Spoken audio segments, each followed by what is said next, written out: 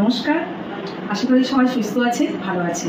আমি ডক্টর জয়শ্রী জানা, homeopathy consultant and nutritionist.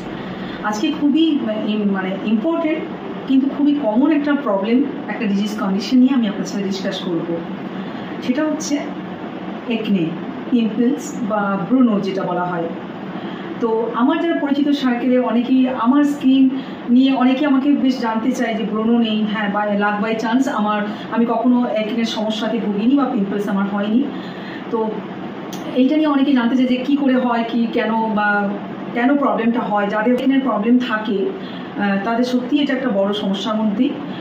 তো সেই জন্য তাদের অনেক কোশ্চেন থাকে, কি করে ঠিক রাখা যাবে, কিভাবে কি করা যাবে। তো সেই জন্য নিয়ে আমি বিস্তারিতভাবে ডিসকাস করব। তো ভিডিওটি স্কিপ না করে শেষ পর্যন্ত দেখুন, নিশ্চয়ই উপকৃত হবে।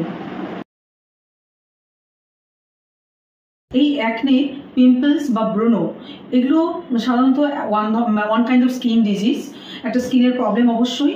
এবং এটা হয় আপনার যখন এই যে আমাদের স্কিনের মধ্যে খুব সূক্ষ্ম সূক্ষ্ম ছিদ্র থাকে বা লোমকূপ, যে হেয়ার ফলিকুলার যে একদম ছোটো ছোটো পোর্স বা ছিদ্রগুলো থাকে, সেটা বিশেষ বিশেষ কিছু কারণে যখন অয়েল সিক্রেশন বেশি হয় বা সিবেসিয়াস গ্ল্যান্ড থেকে সিবাম সিক্রেশন বেশি হয়, এবং বিভিন্ন কারণ আছে।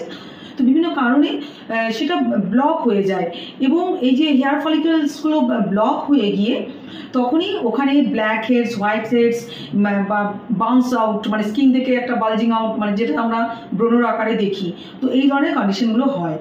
ব্রণ কিসের জন্য হয়, কীভাবে, কেন হয়?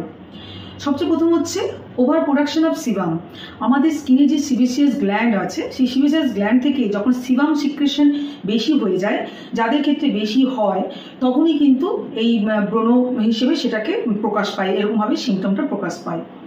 বা অনেক সময় ডেড স্কিন সেলস যখন আমাদের স্কিনের উপরে জমা হয় বা ডেড স্কিন স্কেল ডেভেলপ করে, তখন সেটার জন্য আমাদের এই হেয়ার ফলিকলসগুলো ব্লক হয়ে যায়, তখন ব্রণ আকারে সেটা প্রডিউস হয়। ব্যাকটেরিয়া আছে, প্রোবায়োনি ব্যাকটেরিয়াম একনে।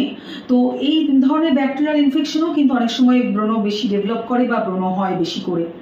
কখনো কখনো জেনেটিক্স কারণেও হয়। জেনেটিক্যালি যদি আপনার ফ্যামিলিতে সেইভাবে ব্রণর, আপনার মা কাকিমাদের বা কাকা জ্যাঠাদের কারোর যদি সেরকম ব্রণর সমস্যা বেশি তারা সাফার করে থাকেন, জেনেটিক্যালি যদি ব্রণ বেশি ভুগে থাকেন, তাহলে সেক্ষেত্রেও আপনার একটা জেনেটিক্যালি ব্রণ হওয়ার চান্স থাকে।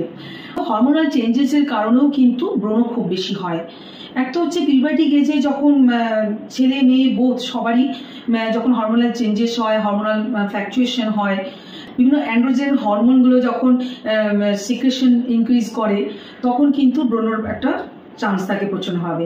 আর স্পেশালি মহিলাদের মেনস্ট্রুয়েশনের সময়, প্রেগনেন্সির সময় বা